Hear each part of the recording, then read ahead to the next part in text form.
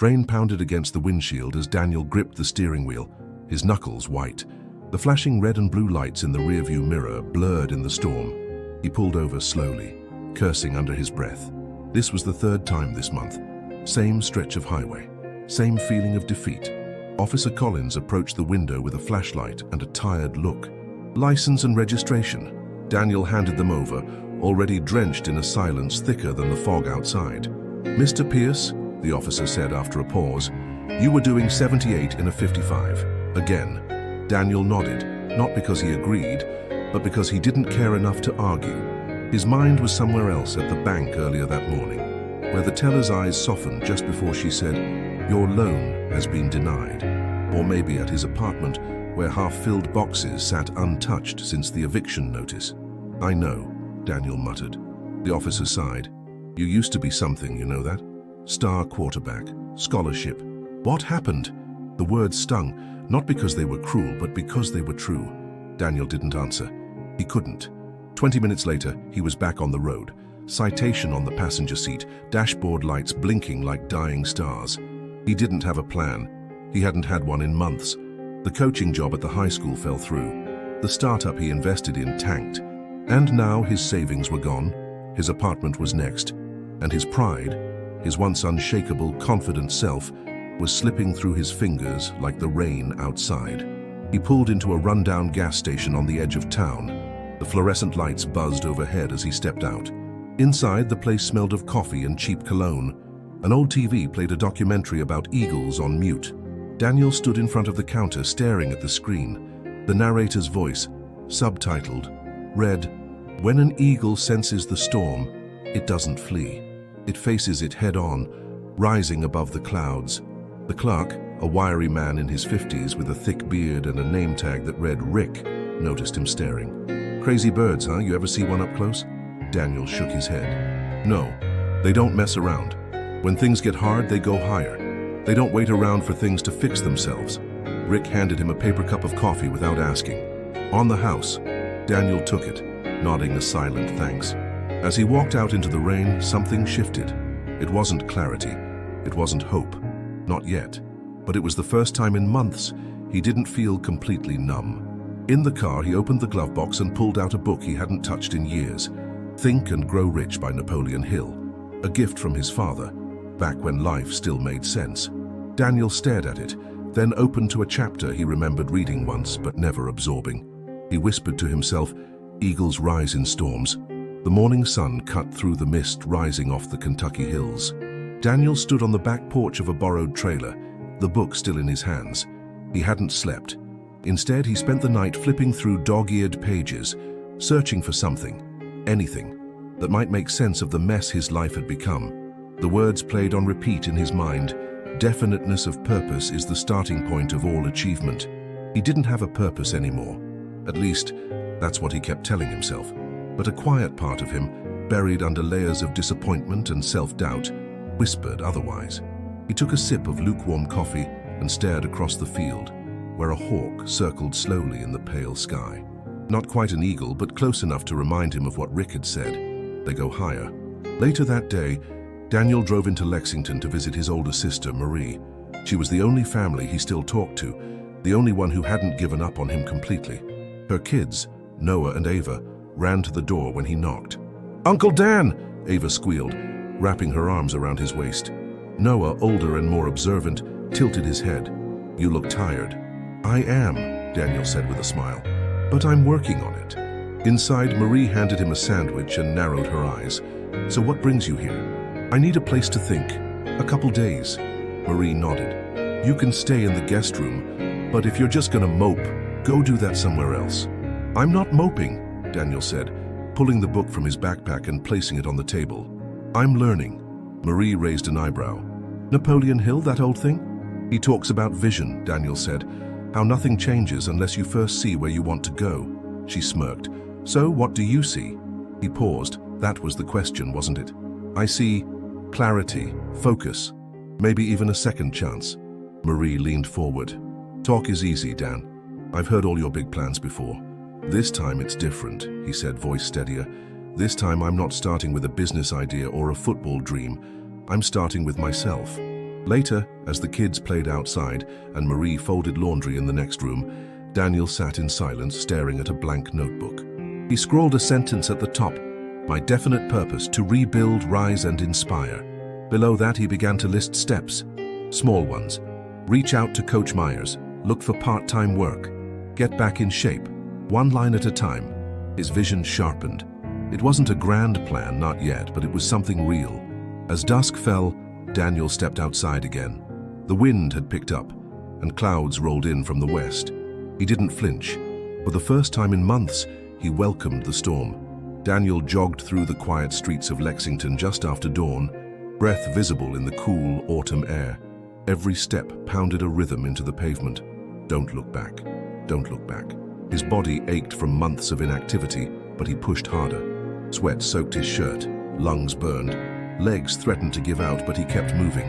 He was alone out there, and somehow that felt exactly right. Back at Marie's, he collapsed onto the porch steps, panting, smiling through the pain. He was beginning to understand what Hill meant when he wrote, "The man who does more than he is paid for will soon be paid for more than he does." Daniel had always relied on others, coaches, teams, business partners. Now he was learning what it meant to stand on his own. That afternoon, he sat at a small cafe with his laptop open and earbuds in, listening to one of Napoleon Hill's lectures. A line cut through the background noise and hit him square in the chest. "You were born rich, not in money but in potential, but it's up to you to claim it." He paused the audio and stared at his reflection in the screen. Was he ready to claim it? He opened a blank email and began typing a message to Coach Myers, the man who'd once mentored him, then watched him spiral after his injury. "Coach, it's been a while. I'm not reaching out for a favor. I'm reaching out to tell you I'm getting my life together. I don't know if there's a place for me back on the field, even as an assistant, but I'd love 5 minutes of your time. Just to listen, not to ask for anything." He stared at the message for a full minute before hitting send. Then he did something harder. He turned off his phone. Later, sitting on a park bench, notebook in hand, he wrote 3 simple words at the top of the page. "No one's coming." It wasn't cynical. It was freeing. He realized that flying alone didn't mean being isolated. It meant being responsible. It meant owning the weight of his choices without blaming the past or waiting for rescue. As the sun dipped below the skyline, a teenager sat down on the bench beside him. Baggy hoodie, earbuds in, eyes tired. "You that guy who used to coach at Eastern High?" the kid asked. Daniel turned, surprised. "Yeah, I was. You helped my cousin once. Said he had hands like glue. Gave him the confidence to try out." Daniel blinked. "How's he doing now?" "Starting wide receiver at WKU, the kid said. Said you changed his life." Daniel nodded slowly. "Tell him I said thanks." The kid stood to leave. People remember when someone believes in them. Daniel watched him go, the words echoing. Maybe it was time to believe in himself too. Daniel stood outside the high school gym, staring at the faded Home of the Eagles banner that fluttered in the wind. His palms were sweating. He hadn't stepped inside this building in almost 4 years, not since he stormed out, broken knee and bruised ego, refusing to coach when he could no longer play. Now he was back, not to reclaim anything, just to show up. He took a breath, pushed the doors open, and walked into the hum of basketballs bouncing and sneakers squeaking. Coach Myers stood at the far end of the court, clipboard in hand, barking out drills. A few heads turned when Daniel entered. Whispers followed. Coach glanced up, squinted, then waved him over. "I got your email," he said, straight to the point. "Didn't expect to see you." Daniel nodded. "Didn't expect to be here." Coach studied him for a long moment. "You look rough, but different." "I've been working on that." Coach crossed his arms. "So what do you want, Daniel?" "Nothing, not today. Just wanted to say thanks for everything you did back then. I didn't get it at the time." Coach raised an eyebrow. "That it?" Daniel smiled. "For now." Coach stared at him again. Then slowly he smiled back. "You free Friday night? Game against Northview. We're short a sideline assistant." Daniel's chest tightened. "Yeah, I'm free." That night back at Marie's, he opened Think and Grow Rich again. He landed on a passage underlined in fading pencil. Every adversity, every failure, every heartache carries with it the seed of an equal or greater benefit. Daniel whispered the words aloud, then wrote them down. His storm hadn't passed, but maybe it had a purpose. The next few days were a blur. Early morning runs, reading, job applications, guiding Noah with math homework, cooking dinner to take pressure off Marie. He wasn't just moving forward, he was changing his rhythm. Friday came. Game night. The stadium lights burned against the cold night air as fans filled the bleachers. Daniel stood on the sidelines in a borrowed staff jacket, headset buzzing in one ear. The players ran onto the field full of energy and nerves. "Keep your eyes on number 84, Coach Myers said into the headset. "Kid's got instincts, just needs confidence." Daniel watched the boy line up. Skinny, unsure, twitchy hands. But something in his posture reminded him of himself. He leaned into the mic. "Tell 84, Eagles don't flinch, not in wind, not in pressure." Coach glanced at him, then relayed the message. The snap came. The ball flew. C4 caught it in stride, broke a tackle and sprinted for the end zone. Touchdown. The crowd roared. Daniel exhaled, chest pounding. Not because of the score, but because he'd helped someone rise. As the players jogged back, one of them slapped Daniel's shoulder. "You coming next week, Coach?" Daniel didn't hesitate. Wouldn't miss it. He looked up at the dark clouds rolling in and smiled. Let the storm come. The old storage room behind the gym smelled like dust and liniment, but Daniel didn't care. He rolled up his sleeves and dragged out the neglected weight benches, tangled resistance bands, and dented medicine balls. If he was going to rebuild these kids and himself, he needed more than drills and pep talks. He needed a place to push limits. By the end of the week, he had cleaned the space out, wiped everything down, and hung a whiteboard on the far wall. At the top, he wrote in thick black marker, "Discipline, Shaku freedom." The next morning, a few players wandered in after practice, curious. "Is this for us?" one of them asked. Daniel nodded. "Only if you want it. No grades, no glory, just hard work." They hesitated at first, but over the next few days more showed up. Not just athletes, other students too. A volleyball player with a torn ACL, a chess team captain who just needed somewhere quiet. Even a senior who used to skip class now came early to stretch before school. Daniel kept his own routine, rising at 5, training alongside them. His muscles ached, but in a way that felt like proof of life. He pushed himself harder with each rep, each lap, sharpening his focus just like Hill said, "Before success comes in any man's life, he is sure to meet with much temporary defeat." He was done treating failure like a permanent address. One afternoon, Marie dropped by the gym with Ava and Noah. She watched as Daniel demonstrated proper form to a freshman, correcting his posture and nodding when the kid nailed it. "You look different," Marie said as he grabbed a water bottle. "Feel different too," he replied. She gave him a small smile. "I was skeptical, thought this might be another one of your short bursts." "It's not. This time I'm building something real." She nodded toward the board. "Freedom through discipline, huh?" "Yeah," he said, wiping sweat from his brow. "I used to think freedom meant doing whatever I wanted. Now I see. It's being strong enough to choose what matters, even when it's hard." Later that evening, he sat in the car, flipping through the book again. Our quote jumped out at him. "Success requires no apologies, failure permits no alibis." He didn't want to apologize anymore, for wasted time, for anger, for walking away. He wanted to show up. That weekend, Coach Myers asked him to lead warm-ups on his own. Halfway through, Daniel looked out at the young faces staring back at him, waiting. "I want you to understand something," he said. "No one's going to hand you greatness. You earn it. You bleed for it. But if you keep showing up even on your worst days, you'll find out what you're really made of." Silence. Then a nod from one player. Then another. And another. Daniel stepped back, the fire in his chest spreading. He wasn't just getting stronger. He was sharpening something much deeper. The call came just after midnight. Daniel was reviewing practice footage, jotting notes in the margins of his worn notebook. Marie's name lit up his phone, followed by her strained voice. "It's Mom. She had a fall. She's in the hospital." He froze. They hadn't spoken in almost 3 years, not since the fight, the one where he walked out leaving behind more than just words. Without hesitating, he grabbed his keys. By the time he reached the hospital, the waiting room was empty except for Marie and a nurse. She looked up, tired but relieved. "She's stable. Broken hip. Might need surgery." They gave her something to help her sleep. Daniel nodded, eyes flicking to the door. "Go in," Marie said. "She's been asking about you." The room was quiet. Machines beeped steadily. Their mother lay under a thin blanket, her hair grayer than he remembered, face sunken but peaceful. He sat beside her, unsure of what to say. The silence stretched. "I messed up," he finally whispered. "You tried to warn me and I didn't listen. I thought admitting failure made me weak." Her eyes fluttered open slowly. "You still talk too much when you're scared," she murmured, voice raspy but dry. Daniel swallowed. "You remember?" She nodded faintly. "I never stopped."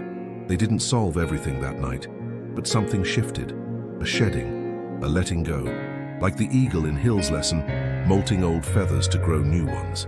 Over the next week, Daniel visited daily. Sometimes they talked. Sometimes they just sat, watching cooking shows or reminiscing about childhood road trips. He realized how much bitterness he'd carried, and how little of it still mattered. Back at the school, he returned changed. Not with less energy, but with cleaner energy. Focused, intentional. He shared the Eagles' molting principle with the team. "Sometimes to grow stronger," he told them, "you've got to let go of what's weighing you down. Old habits, old anger, even old dreams." He saw it click in their eyes, especially in Malik, a junior who'd been coasting all season. That day, Malik stayed after practice, running extra drills until sunset. Coach Myers pulled Daniel aside afterward. "You're doing more than coaching, you know." Daniel shrugged. "I'm just showing them what I needed to learn." Myers smiled. "You ever think about teaching? Full-time?" Daniel froze. "You serious? We've got a leadership elective opening next semester. Think about it." That night, Daniel walked home instead of driving. The chill bit at his skin, but he didn't mind. Under the moonlight, he felt lighter, not because life was easy now, but because he was finally peeling away what no longer served him. He paused at a bench, pulled out his notebook, and wrote, "To rise, you must first release." He stared at the words, wind tugging at the pages. Molting hurts. It's messy. It feels like loss. But in truth, it's just the start of flying higher. The winter sun shimmered off the frosted grass as Daniel stepped onto the field, breath fogging in front of him. The stadium was quiet now. Season over. Bleachers empty. But he still came here every Saturday morning to remember where he'd started and how far he'd come. In one hand, he held a manila folder. Inside was the formal offer from the school board.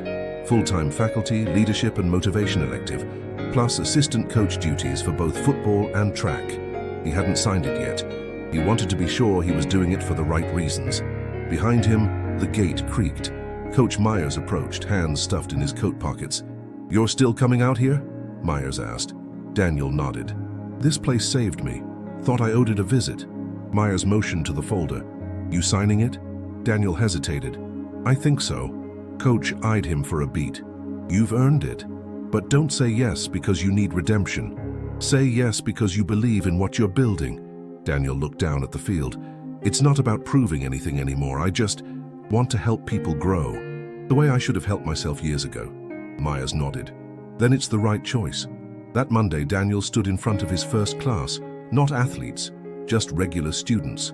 Quiet, skeptical, some with arms crossed, others half asleep. He smiled.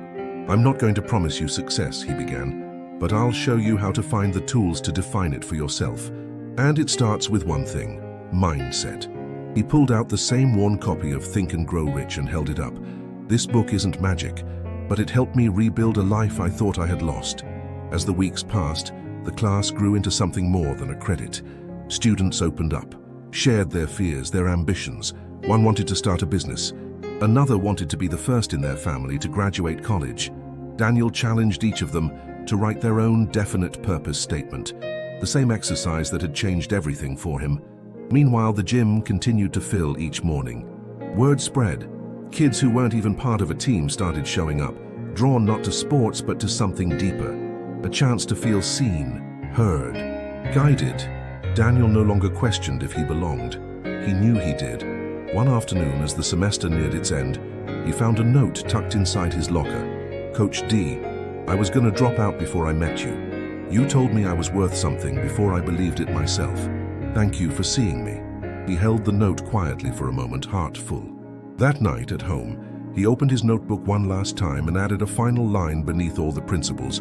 "The eagle never apologizes for flying alone, because it knows where it's headed." And now, so did he.